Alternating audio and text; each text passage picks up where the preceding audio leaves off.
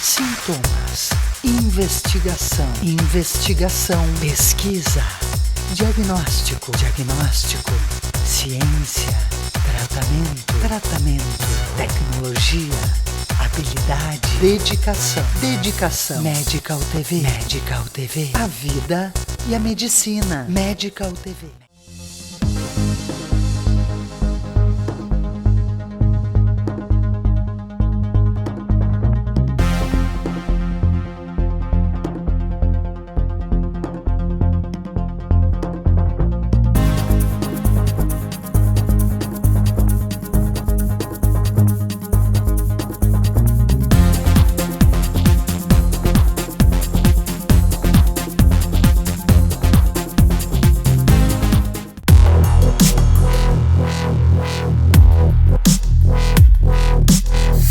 Olha, na hora da descoberta é difícil, é como a gente cair dentro de um buraco, né? Mas depois a gente tem que procurar forças e sair desse buraco, né? O câncer de mama, ele tem relação com dois fatores importantes, que são a genética e fatores ambientais. Sabemos que a genética é 5% de chance de estar presente e não podemos mudar isso. Porém, fatores ambientais nós podemos mudar. Sabemos que o álcool, o fumo são fatores de risco para câncer. 1/3 dos casos de câncer, eles são provenientes do fumo. A má alimentação também é um fator de risco. A obesidade. Mulheres, após a menopausa, elas são um fator isolado para câncer de mama. O importante é manter o peso ideal, ou seja, o IMC, o Índice de Massa Corpórea. Praticar atividade física, porque o sedentarismo é um fator de risco para câncer de mama.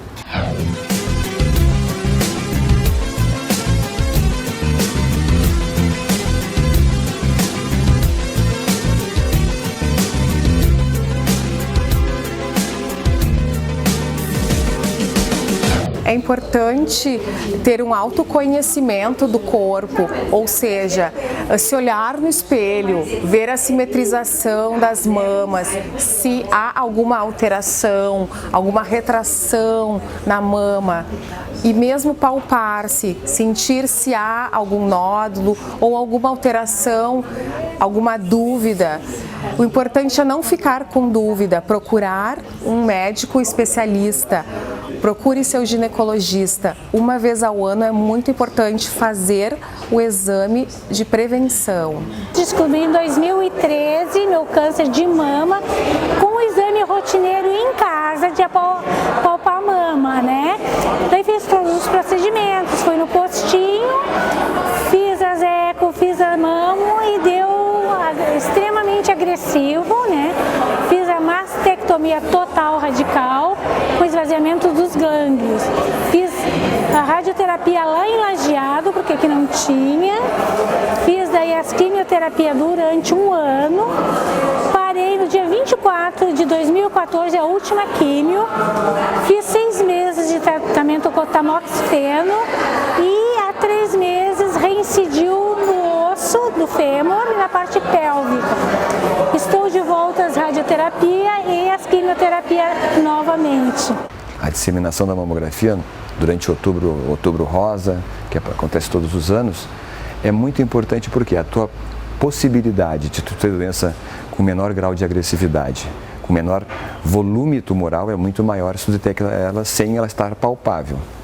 Não só em relação à sobrevida global, mas em relação à agressividade tumoral e agressividade cirúrgica axilar. É diferente eu palpar um nódulo na minha mama ou na minha axila e esse nódulo ser descoberto somente por um exame mamográfico. A possibilidade de eu ter que esvaziar a axila é muito maior nas pacientes que o nódulo aparece na palpação e não foi realizada uma mamografia e da detecção precoce dessa lesão. quando é diagnosticado em estágio inicial da doença, ou seja, nódulos de 1 até no máximo 2 centímetros, nós temos a possibilidade de fazermos uma cirurgia conservadora. Hoje em dia o tratamento cirúrgico do carcinoma de mama está ficando muito personalizado. Já se abandonou o antigo um tamanho serve para todos, né? Cada paciente deve ser proposta uma cirurgia diferente e o manejo da axila também é assim. Hoje a gente pode abordar o tratamento cirúrgico da axila em diferentes situações e como isso está evoluindo. E essa evolução é para o abandono da cirurgia axilar. Esse é o caminho que nós estamos seguindo. A identificação de linfonodos positivos não é tão relevante como era no passado, mas ainda causa uma certa morbidade cirúrgica, é um tratamento muito agressivo. Então os estudos estão nos demonstrando a falta de necessidade de esvaziamento da axila em situações peculiares e particulares. Isso está se abrangendo cada vez mais e, sem dúvida, é um procedimento que vai ser restrito aos pacientes com doença importante, maciça axilar no futuro. Quando tu esvazia os linfonodos axilares, tu está retirando uma parte protetora, vamos dizer assim, do nosso corpo. O sistema linfonodal, ele serve para uma série de eventos e a retirada dele acarreta alguns riscos inerentes ao procedimento. Obviamente, dor local, diminuição de sensibilidade no braço, do lado que tu fez a dissecção axilar, a possibilidade de ocasionar um linfedema no braço, essa é a coisa mais grave que pode acontecer, é o sistema linfático, ele drena a linfa do braço. Tu retirando todos os linfonodos, eventualmente essa drenagem pode ser muito prejudicada e ter um acúmulo de linfa no braço do lado da cirurgia. Isso leva a um problema chamado linfedema, aquelas pacientes que antigamente tu via com braços muito inchados, que propicia infecções, facilita infecções, muda muito o estilo de vida da paciente, ela fica impossibilitada de fazer certos exercícios com o braço inchado dessa maneira.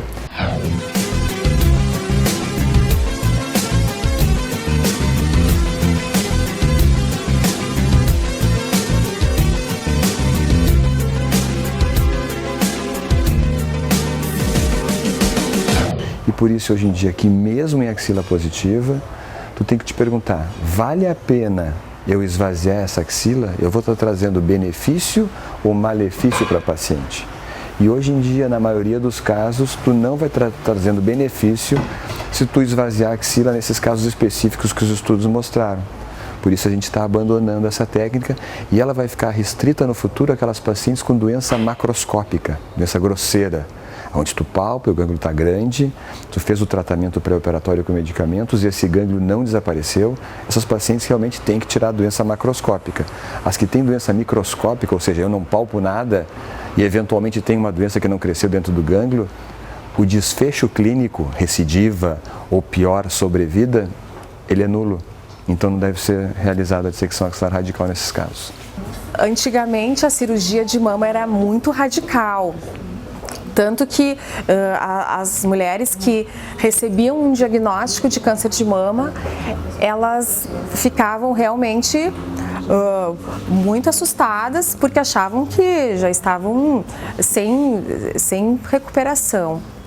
Mas mudou muito atualmente, até pelo diagnóstico precoce, nós conseguimos fazer uma cirurgia mais conservadora.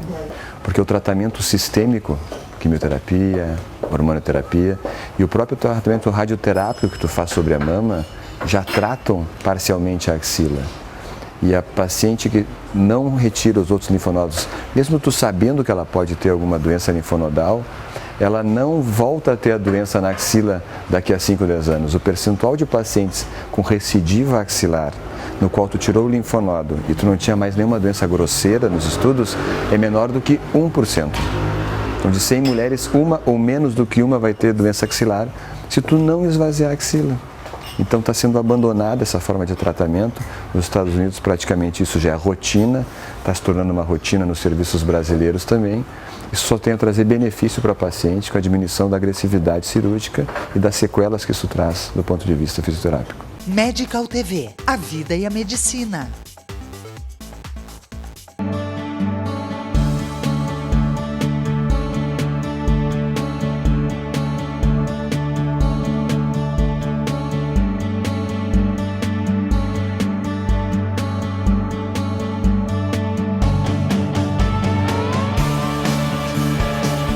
busca pela harmonia é o principal fator que leva à procura de um cirurgião plástico. Dr. Luiz Carlos Lete Manosso atua com experiência nos procedimentos de estética facial, nariz, botox, peeling, preenchimento, contorno corporal, mama e lipoaspiração. Dr. Luiz Carlos Lete Manosso. Fone 54 32 23 7623.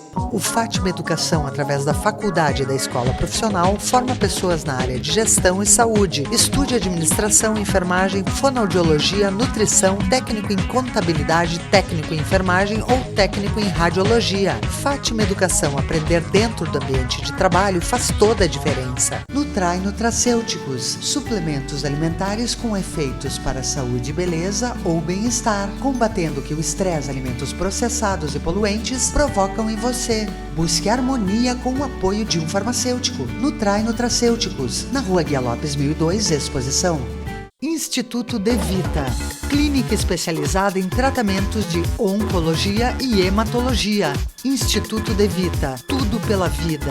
Fone 54 32 14 1700, Caxias do Sul. Ana Paula Boss, cirurgia plástica, cirurgia estética de face, nariz, pálpebras e lifting, contorno corporal, lipoaspiração e próteses. Ana Paula Boss, cirurgia plástica. Medical TV, a vida e a medicina.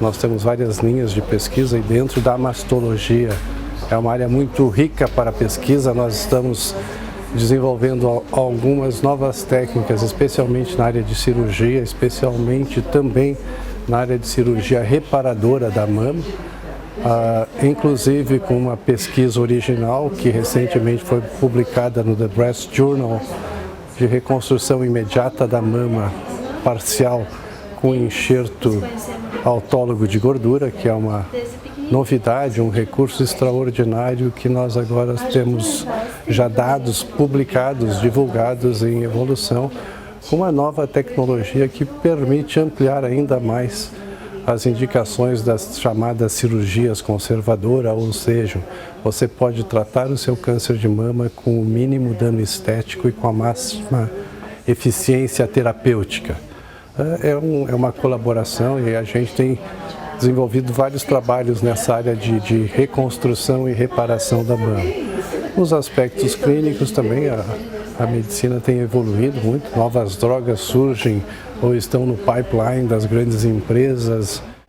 E se não cura, né, a gente tem prolongado as vidas, dado uma sobrevida muito melhor para muitas pacientes que conseguem ter e conviver e conciliar e talvez harmonizar até a sua fase de doença com a sua vida familiar, profissional e pessoal, sem que a doença em si interfira demais com isso. Há pouco tempo, nós tratávamos todos os tipos de câncer que acometiam uma determinada parte do corpo, um determinado órgão de maneira igual, né? Fazemos apenas uma distinção em relação ao tipo histológico, ou seja, a estrutura do tecido, mas não em relação às moléculas que compunham aquele câncer ou que faziam aquele câncer aparecer.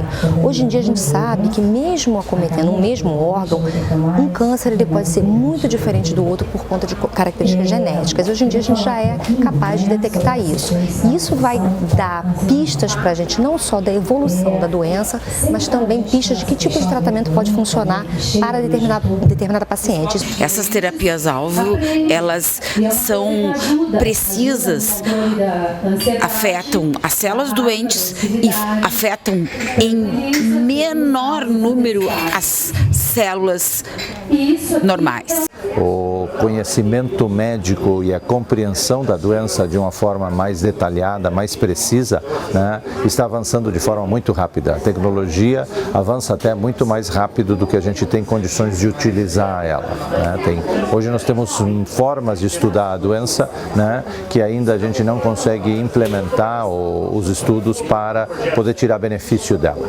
Então eu acredito que nos próximos 10, 15, 20 anos o progresso vai ser muito mais rápido rápido do que foi nesses últimos 10, 15 anos? Infelizmente, a evolução na área, né, de tratamento, de detecção precoce de tratamento, de estratificação de tipos de câncer, ela infelizmente não anda de mão dada com a aplicabilidade na clínica, né? Então existe um hiato muito grande entre a gente fazer as descobertas no laboratório de pesquisa, nos protocolos clínicos, até a gente poder incorporar isso no dia a dia.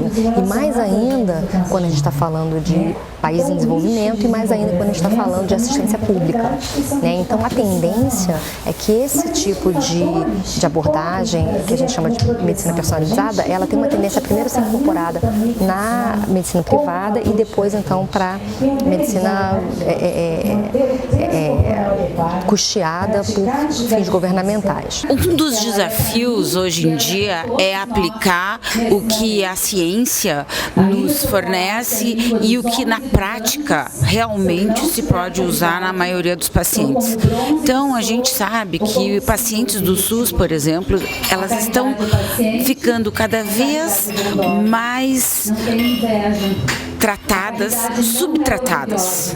Elas não estão recebendo o que a gente poderia dar de acordo com aquele tipo de célula, daquele tipo de tumor. Portanto, isso é um problema que não é só no Brasil, é um problema mundial e está na hora de todos sentarem à mesa e discutirem esses problemas. Portanto, se a gente tivesse mais acesso ao Ministério da Saúde, a outros tipos de gestores, nós, representantes de pacientes, médicos, e falaríamos em conjunto com a farmácia, com a indústria farmacêutica, para diminuir esse custo que é exorbitante. A pesquisa hoje em dia é uma atividade que custa muito dinheiro. Os recursos que são utilizados são cada vez maiores para poder demonstrar que medicações e estratégias de tratamento novas são superiores ao que a gente já tem. Um problema extremamente importante que precisa ser considerado nesse aspecto é o que acontece com esses medicamentos que eventualmente demonstram ser melhores do que o tratamento já disponível. O acesso a essas medicações é necessariamente, hoje em dia, no mundo de hoje, desigual. Nós temos aproximadamente 90% dos tratamentos novos que se desenvolvem em todo o mundo na área de câncer, sendo utilizados hoje em dia exclusivamente por Europa Ocidental, Japão e Estados Unidos.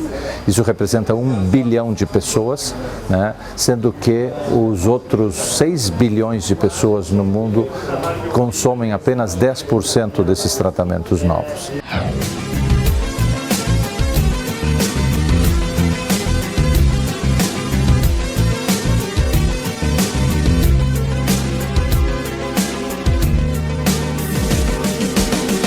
O nosso hospital, felizmente, está muito bem, né? Estamos praticamente duplicando a capacidade do Hospital de Clínicas nos próximos 2 anos. Praticamente 70% de ampliação de áreas com mais ambulatórios, né? Uma grande área, um bloco cirúrgico gigantesco, áreas da pesquisa. Então vai qualificar mais ainda e vai ampliar o atendimento à população. Mas o hospital, como eu falei antes, é uma ilha de excelência no meio de um mundo meio caótico. E mesmo assim, ainda tem as suas dificuldades como qualquer outro.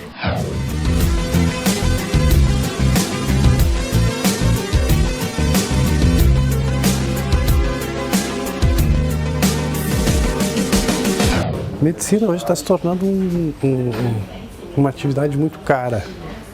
Cara no sentido dinheiro, né? A tecnologia custa caro. Né? Os exames, as máquinas cada vez mais sofisticadas, os exames mais sofisticados, os equipamentos mais sofisticados e que rapidamente se tornam obsoletos, quer dizer, a própria tecnologia muito rapidamente vai removendo o que hoje é novidade, daqui a 2 meses já está com um novo software, uma nova visão. Então repor isso sempre é muito caro. Então eu acredito que vai continuar existindo algumas ilhas de excelência, mas na periferia eu acho que vai ter que ter uma gestão muito mais dinâmica com mais visão e com mais poder de resolução. Eu acho que o Brasil, em termos de capacidade de geração de dados, capacidade intelectual das pessoas que trabalham, ele é comparável, as pessoas são treinadas fora, né? A gente traz muita gente de volta, e existe ainda um apelo para se voltar ao país justamente para poder ajudar a coisa a andar.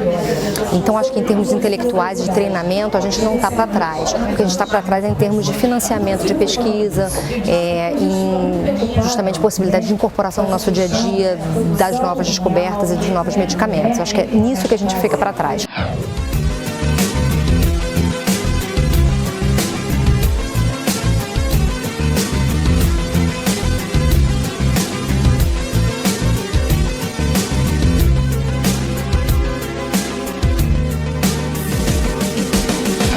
Dentro do Sistema Único de Saúde, eu, os professores da Universidade do Rio Grande do Sul, nós vivemos na ponta do iceberg, numa ilha de excelência, onde nós dispomos de toda a tecnologia, de toda a infraestrutura, todo o apoio, e é possível exercer uma medicina de ponta.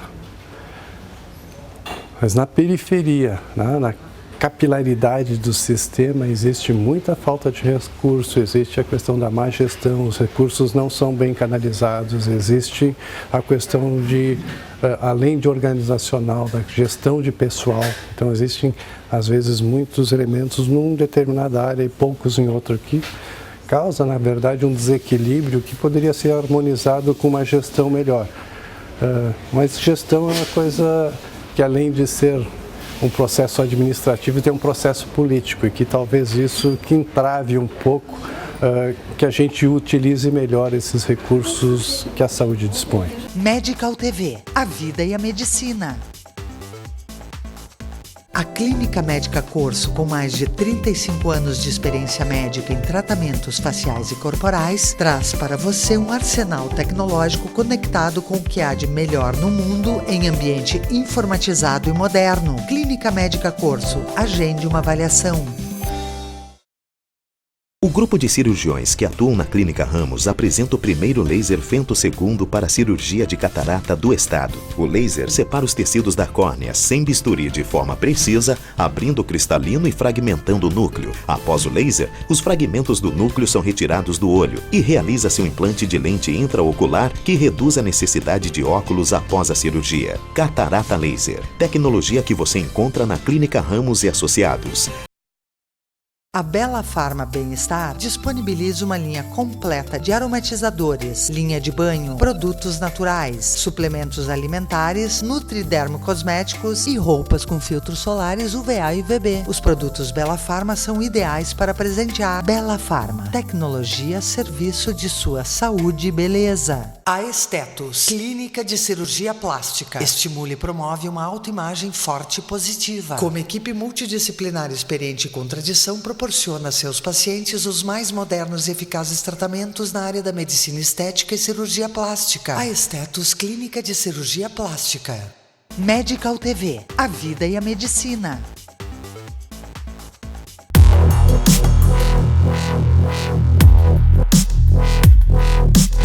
Quanto à prevenção do câncer de mama, a recomendação é que todas as mulheres a partir dos 40 anos devem fazer um exame de mamografia anual, né, acompanhado ou não de ecografia. Uma das causas de alta mortalidade no Brasil é porque o diagnóstico é tardio. Nós não temos meios diagnósticos no SUS que favoreçam um tratamento rápido. Um outro dado de literatura importante é que quando um câncer de mama ele é diagnosticado e tratado dentro de 30 a 60 dias, a perspectiva de cura aumenta. Portanto, todo o tratamento pode ser diminuído ou pode ser menos custoso, não só no valor financeiro, mas também para a paciente, evitando mutilações e efeitos colaterais, se ele for um tratamento personalizado e com medicações adequadas.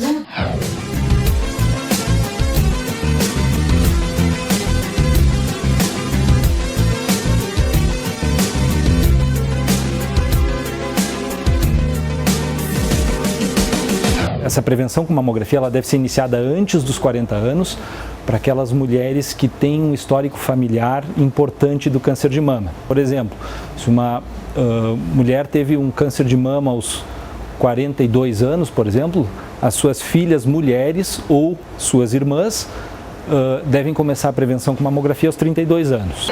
Eu fiz mamografia há 8 meses atrás e tinha dado negativo, só foi detectado com a ecografia. E daí agora eu estou fazendo aquele tratamento neoadjuvante, que é quimioterapia para diminuir o tumor, para depois fazer a cirurgia. Em janeiro eu faço a cirurgia. E já diminuiu 4 centímetros do meu tumor e assim que eu terminar a quimioterapia, eu vou fazer a cirurgia e ele disse que provavelmente até lá está quase sumido o meu tumor. A ecografia é um exame que é muito útil, é um exame complementar da mamografia, né? E ela é muito importante naquelas pessoas que têm a mama densa, que a gente ouve bastante nos consultórios, as mulheres ouvem bastante e muitas vezes fica uma dúvida, o que é a tal da mama densa? Bom, para ser assim bem objetivo, a mama ela é sempre formada por glândula e gordura em todas as pessoas, né? A mama densa é aquela mama que tem mais glândula que gordura, só isso, é o tipo de configuração da mama. É uma mama que tem um pouquinho mais de risco para doença, para o câncer de mama, né? E é uma mama que torna a mamografia mais difícil de ser interpretada quando realizada sozinha. Então, nesse caso que a eco entra junto para ajudar a mamografia, né, e fazer um diagnóstico mais preciso.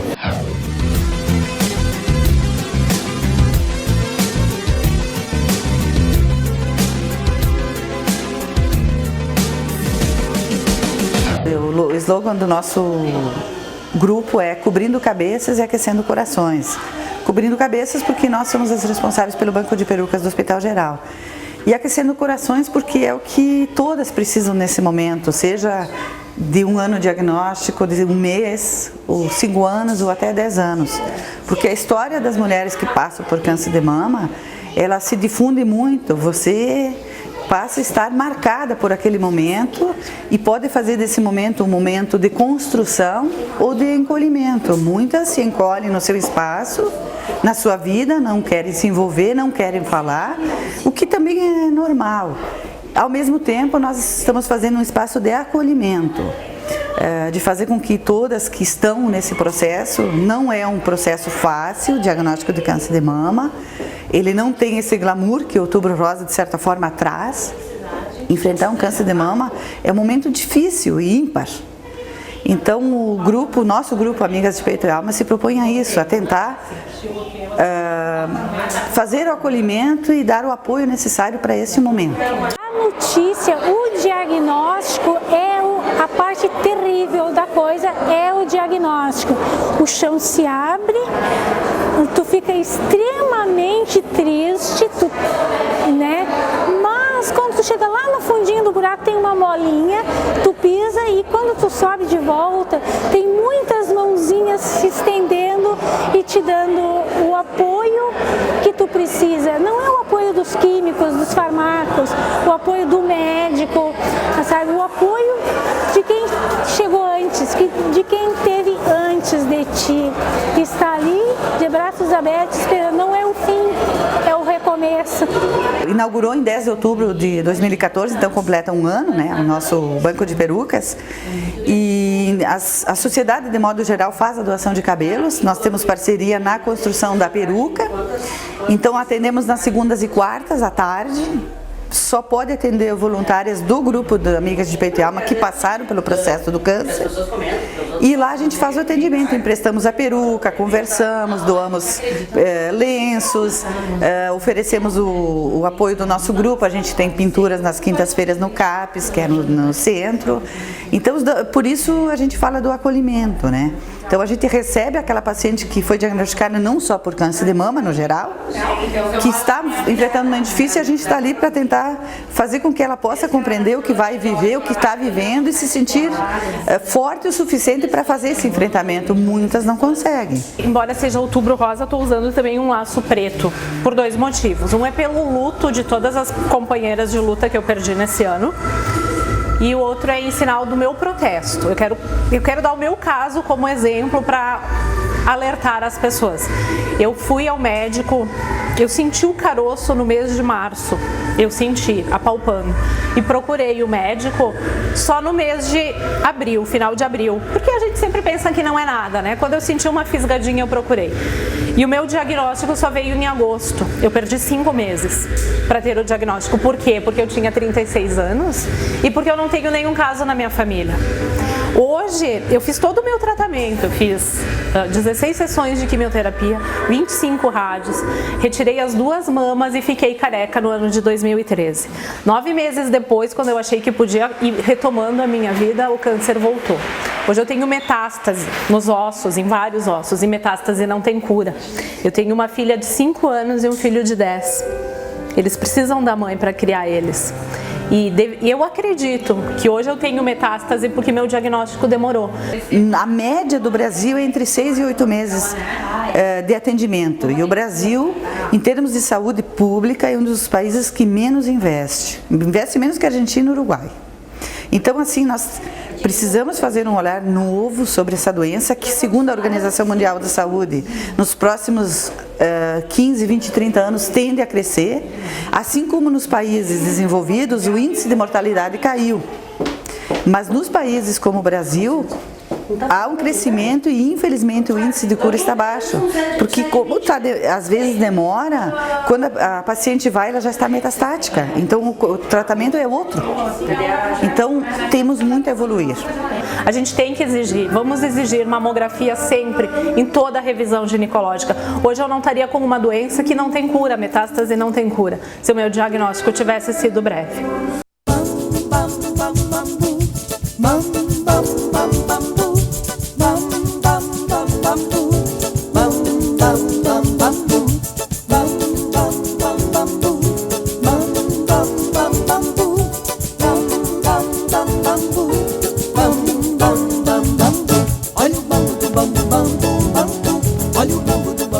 Eu estou vivendo, estou feliz. Tive câncer de mama há 10 anos. Chorei muito, mas disse para Deus, não vou morrer. Vou viver muito, 110 anos, vou viver 110 anos. Pulando e dançando, nem que seja de bengala. Câncer não mata. Câncer não mata. Antigamente dizia doença ruim, câncer não mata. Quanto à acessibilidade aos novos tratamentos, a grande novidade é que, uma vez tendo acessado o sistema, tudo isso é imediatamente disponível para o paciente. Não tem nenhum custo, mesmo com as novas tecnologias, com o uso de implantes para fazer reconstrução de mama, as novas drogas, quando disponíveis dentro das tabelas do Sistema Único de Saúde, elas são incorporadas, e existem algumas novas drogas que o sistema ainda não absorveu e que daí alguns pacientes procuram uma solução judicial, que nem sempre é a melhor, mas às vezes é a única maneira de conseguir um adendo ao seu tratamento para tentar uma melhor performance. Eu estou aqui em homenagem às minhas 2 tias que tiveram câncer de mama. Elas se curaram as 2, fizeram o tratamento e se curaram. A prevenção, né? Fazer a prevenção e ter atitude, né? E incentivar as pessoas que não fazem. Bambu lalá, eu quero ver dizer 3 vezes bambulê, bambu lalá, bambu. Olha o bambu do bambu, bambu, bambu. Olha o bambu do bambu, bambulelê. Olha o bambu do bambu, bambu lalá, eu quero ver dizer 3 vezes bambulê, bambu lalá. Cuidem-se, procurem o exame, tem, é só nós procurarmos. Inclusive esse é o meu mês. Agora na semana já vou fazer o meu exame. Eu descobri recentemente que eu estou com câncer de mama, então eu acho importante a gente vir. Me senti bem triste, sim, mas depois com a ajuda dos familiares, dos amigos, né, eu me sinto mais forte e mais confiante em Deus. Medical TV, a vida e a medicina. Há 35 anos, o Alfa Laboratório constrói uma história de bons resultados ao seu lado, sempre cuidando de você e de quem você mais ama. Alfa Laboratório, para a vida inteira. A busca pela harmonia é o principal fator que leva à procura de um cirurgião plástico. Dr. Luiz Carlos Lete Manosso atua com experiência nos procedimentos de estética facial, nariz, botox, peeling, preenchimento, contorno corporal, mama e lipoaspiração. Dr. Luiz Carlos Lete Manosso. Fone 54 32 23 7623. O Conception Centro de Reprodução Humana atua desde 2002 ajudando a realizar o sonho de gerar um filho. Inseminação artificial, fertilização in vitro, congelamento de óvulos e espermatozoides, espermograma, nutrição e acupuntura para gestação, entre outros. Conception, que a gente faz, tem a sua cara. Instituto De Vita, clínica especializada em tratamentos de oncologia e hematologia. Instituto De Vita, tudo pela vida. Fone 54 32 14 1700, Caxias do Sul. O Fátima Educação, através da Faculdade da Escola Profissional, forma pessoas na área de gestão e saúde. Estude administração, enfermagem, fonoaudiologia, nutrição, técnico em contabilidade, técnico em enfermagem ou técnico em radiologia. Fátima Educação, aprender dentro do ambiente de trabalho faz toda a diferença. A Estetos, clínica de cirurgia plástica. Estimula e promove uma autoimagem forte e positiva. Como equipe multidisciplinar experiente com tradição, proporciona a seus pacientes os mais modernos e eficazes tratamentos na área da medicina estética e cirurgia plástica. A Estetos, clínica de cirurgia plástica. Medical TV, a vida e a medicina.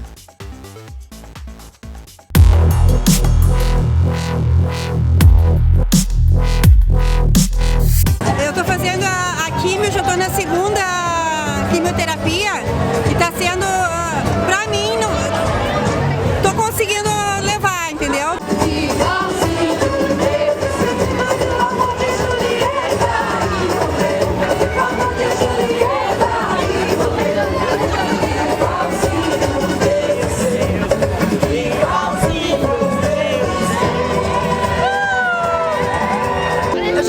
Amiga com câncer de mama e eu dei apoio, né, pra ela e tudo, e depois ela se recuperou. Ela veio toda faceira me contar o apoio que tu me deu no hospital, foi muito importante pra mim. Eu me recuperei, eu achei que eu ia falecer e no fim eu me recuperei. Fui numa festa na casa do Zé Pequeno, a mesa tava no sereno pra todo mundo caber. Tinha de toda qualidade de talher, tinha mais homem que mulher, mas só não tinha o que comer bambu. Olha o bambu do bambu, bambu, bambu. Olha o bambu do bambu. Estou salva do câncer e espero que todas as pessoas não tenham medo de fazer o exame da mama, porque um simples toque na mama te traz a cura. Aê, galera, grita aí! Um homem que tem 17 filhos que pôs tudo no desvio pra polícia empregar. A mulher dele de beleza ainda promete dar a luz a 17 pra depois estopar a mão. Eu sou uma vitoriosa, há 11 anos eu tive o câncer de mama e estou aqui comemorando. O diagnóstico é um baque, mas o tratamento é bem difícil. As quimioterapia, perder cabelo, perder unha, perder cílios, por isso que hoje eu estou com esses. Foi a fase mais difícil, mas graças a Deus já fazem 11 anos. Nós estamos percebendo que muitas vezes essa doença não é um bicho-papão sem volta, né? Nós estamos com índices muito bons de cura dessa doença, cada vez melhores, né? A incidência vem aumentando sim, cada vez mais casos de câncer de mama, porém o dado mais importante é que cada vez menos gente morre por câncer de mama, porque os tratamentos estão cada vez mais completos, os diagnósticos cada vez mais precoces e as mulheres estão conseguindo se curar assim num índice muito alto. Bom dia, vitoriosas e vitoriosos! Bom dia, Rio Grande do Sul! Nós estamos aqui na caminhada da prevenção do câncer de mama, promovida pelo IMAMA. Aqui nós temos, para ajudar, camiseta, moletom e bonés a R$20, onde vocês podem contribuir, vestir a sua camiseta em apoio à causa da prevenção do câncer de mama.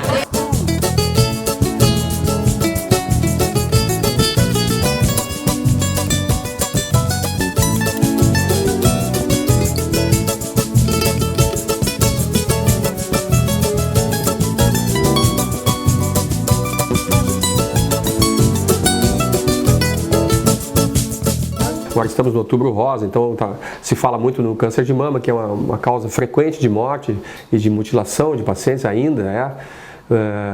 No nosso país existe o diagnóstico, não é precoce em nível de saúde pública. Não é um diagnóstico precoce, rápido, então às vezes o diagnóstico é mais tardio, então se fazem cirurgias mais radicais, a paciente precisa ser feita uma reconstrução de mama, que se faz com prótese de silicone, com outras técnicas também.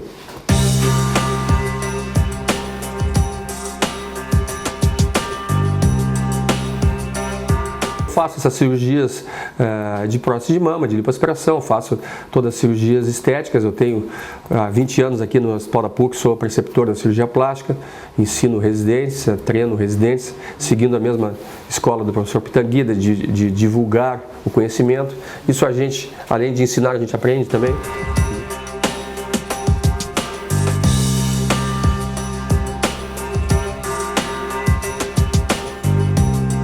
Bom, a cirurgia plástica, nós no Brasil somos privilegiados porque temos aqui um ícone mundial da cirurgia plástica, o Dr. Pitangui, do Rio de Janeiro. Ele iniciou praticamente a sua escola em 1961, teve um grande incêndio no Circo de Niterói, onde tiveram 1000 vítimas queimadas. Ele foi um herói, ele foi imediatamente ouviu pelo rádio na época, foi atender essas vítimas e salvou muita gente lá.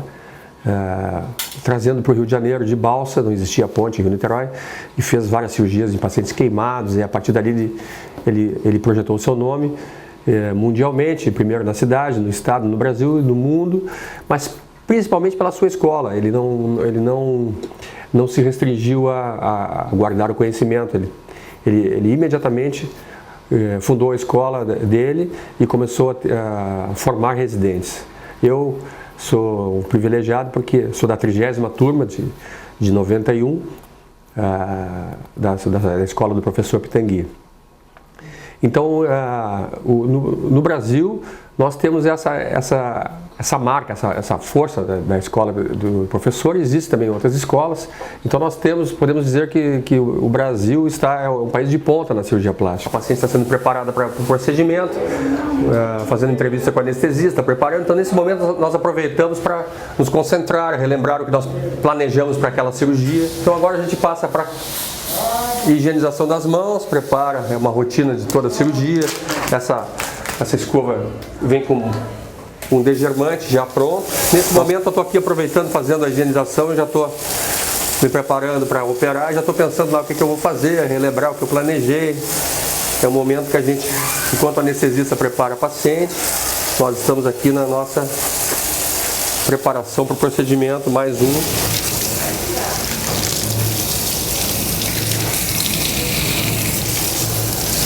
Agora não posso encostar em nada.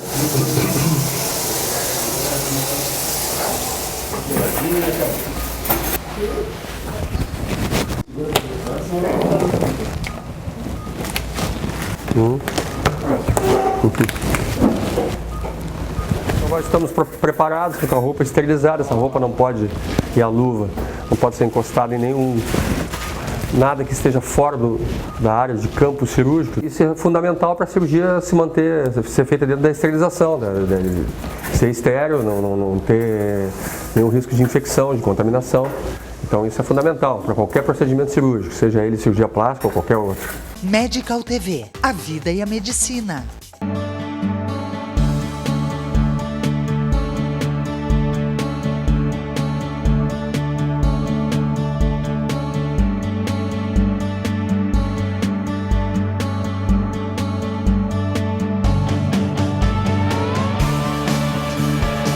A Bela Pharma, há 30 anos, oferece novidades em fórmulas manipuladas, diferenciadas em doses e quantidades, com investimentos constantes em processos e treinamento, atinge um nível diferenciado de qualidade. Bela Pharma, tecnologia a serviço de sua saúde e beleza.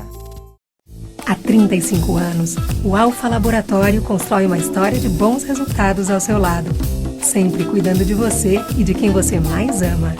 Alfa Laboratório, para a vida inteira. Se você está tentando engravidar há mais de 1 ano sem sucesso, o Conception Centro de Reprodução Humana pode ajudar você. Os tratamentos alcançam taxas de gravidez compatíveis com os melhores centros de reprodução humana do mundo. Conception, que a gente faz, tem a sua cara. Leonardo Weissheimer, cirurgião plástico. Cirurgia estética de face, nariz, pálpebras e lifting. Contorno corporal, lipoaspiração e próteses. Leonardo Weissheimer, cirurgião plástico. Medical TV, a vida e a medicina.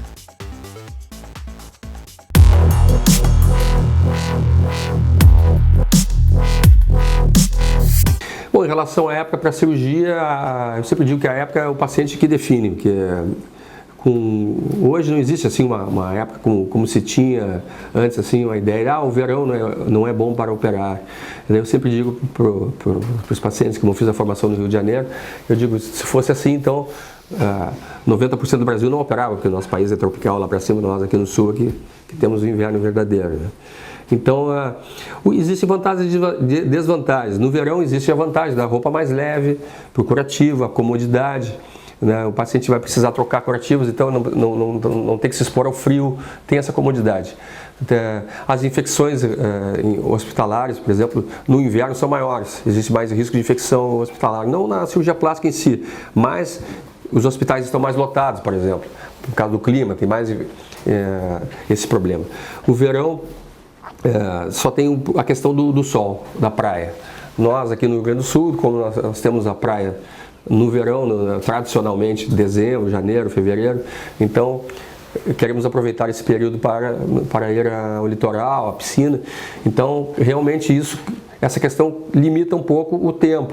O paciente tem que ter um tempo que vai ter que evitar a exposição ao sol, porque o sol incha mais a região operada, as cicatrizes expostas ao sol elas podem escurecer, pigmentar, então existe esse problema, essa limitação, mas isso também com a proteção solar, com as vegetações hoje tem diminuído muito.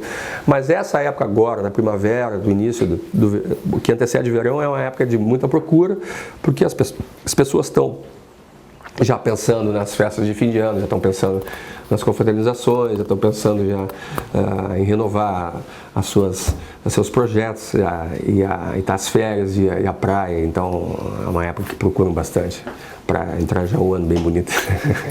Então existe uma avaliação pré-anestésica, onde a gente entrevista a paciente, conversa com a paciente, solicita exames pré-operatórios, né? E depois se traça o plano anestésico.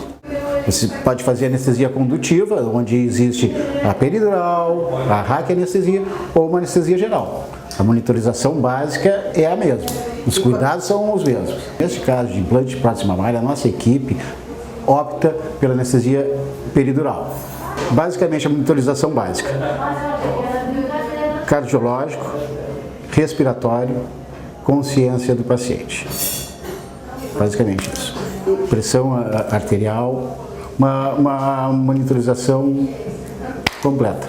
A anestesiologia hoje é muito segura. Existem equipamentos seguros, mas nada substitui a eterna vigilância do anestesiologista.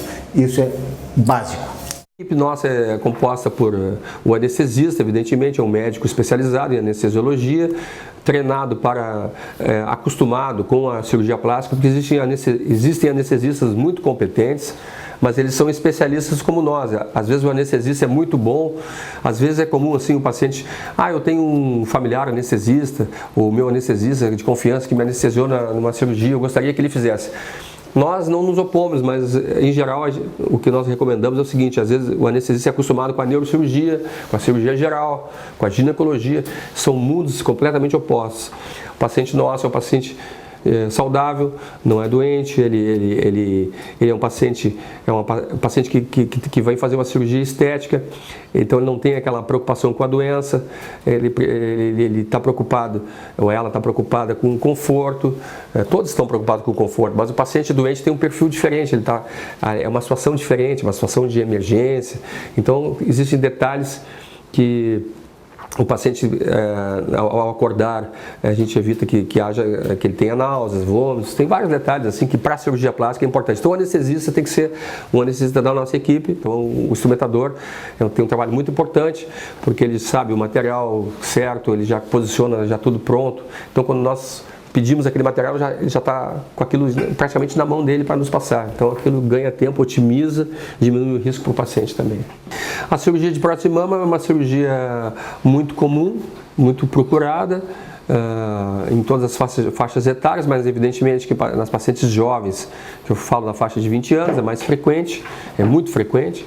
Os pacientes hoje procuram, existe uma cultura da próstata, uma amiga coloca, fica bonita, a outra se influencia, às vezes pode ter um seio bonito, mas ela gostaria de ter um pouco mais de volume, um pouco mais de forma, então é frequente essa procura. É uma cirurgia bastante rápida, tecnicamente, no sentido cirúrgico, ela é uma cirurgia simples. A incisão, o corte é pequeno, existem várias incisões, mas as mais utilizadas e consagradas, que se usam mais hoje, são ou a incisão no sucço mamário, ou seja, embaixo na prega da mama, logo abaixo da mama, que fica bem oculta, ou em torno da areola, na parte inferior, se chama periareolar. Se faz uma pequena incisão, aí por ali se introduz a prótese. As próteses são aqui tem uma prótese de mama, elas têm modernamente, antigamente elas eram lisas assim, as mais antigas, que tinham mais ruptura. Essa é uma prótese glútea, ela continua sendo lisa. Por quê? Porque no glúteo, como ela entra dentro do músculo, não tem o problema da contratura capsular, de endurecer a cápsula, que é um problema que pode acontecer com as próteses de mama. O organismo forma uma cápsula e essa cápsula sempre se forma, isso é fisiológico, é uma resposta normal do organismo. Mas essa cápsula, o que não pode ocorrer com ela é que ela endureça e aperte a prótese e deforme a prótese, que ela se torne visível, a forma se altere e a paciente sinta também um desconforto. Então, quando acontece essa contratura capsular, é necessário se fazer uma nova cirurgia, uma intervenção simples, se abre na mesma incisão ali e se faz as incisões nessa cápsula, relaxando ela e mantém a mesma prótese sem problema. Mas felizmente com as próteses texturizadas, como essa aqui, é uma tecnologia também da década de 90 e hoje ela ficou melhorou também a consistência do gel. O gel, se nós cortarmos aqui essa prótese, esse gel ele não escorre como um líquido, assim como era antes. Ele é um gel coesivo. Então ele mesmo cortada, havendo uma ruptura da cápsula da prótese, esse gel não extravasa, ele fica aqui. Simplesmente se nota uma ruptura, mas ele não se espalha. Então isso é uma segurança que se tem.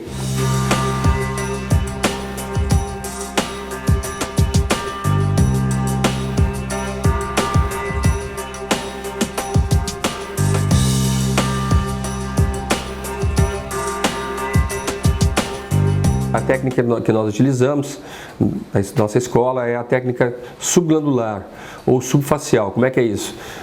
Se faz uma incisão, se entra por baixo da mama e se coloca a prótese atrás da glândula mamária. Então aqui estaria a prótese, aqui estaria a glândula mamária, a mama propriamente dita, aqui estaria a pele e aqui o mamilo.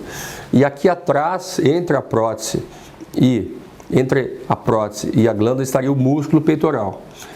E aqui mais profundamente a parede torácica. Existe uma técnica que levanta esse músculo, então ficaria a glândula, aqui o músculo e aqui a prótese atrás do músculo peitoral. Então muitos pacientes perguntam, o senhor vai botar atrás do músculo? Essa técnica submuscular também é boa, mas é uma técnica que não é da nossa escola de rotina, nós não utilizamos como rotina. Por quê? É uma técnica que é muito mais dolorosa pós-operatório, ela tem mais chances de complicações, sangramentos, de assimetrias.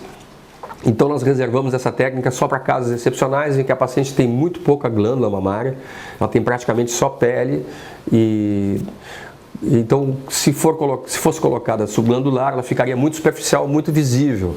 Então nesses casos nós precisaríamos de um revestimento maior. Então aí a técnica submuscular é mais indicada.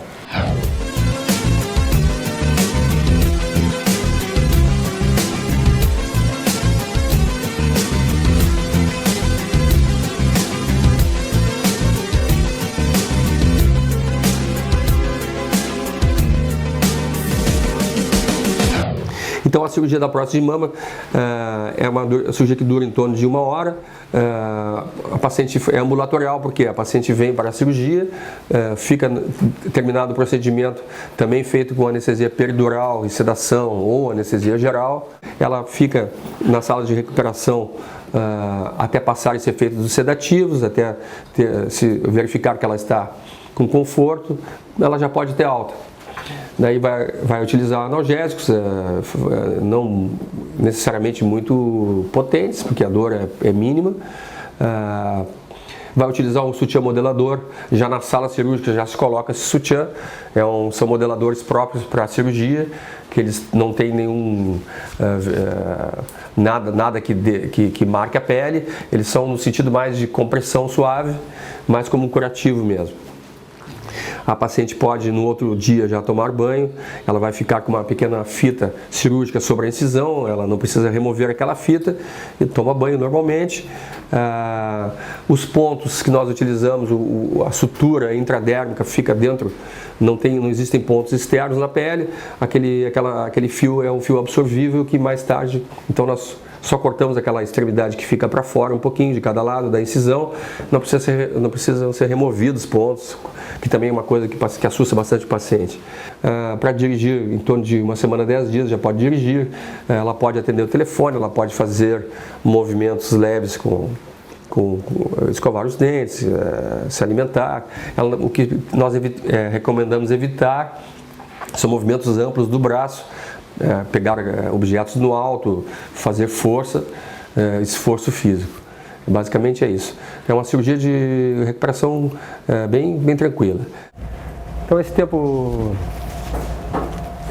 feita com um bom tempo, não demorando muito, isso expõe menos o paciente, a vantagem, a dor pós-operatória é menor, chances de complicações são menores. Então o tempo cirúrgico é importante, porque evidentemente que isso a gente adquire, o cirurgião adquire com treinamento, com o tempo, com a experiência, não que vá fazer uma cirurgia com pressa, faz a cirurgia com calma, mas o tempo dele é mais rápido, à medida que ele vai avançando no seu treinamento, na sua carreira.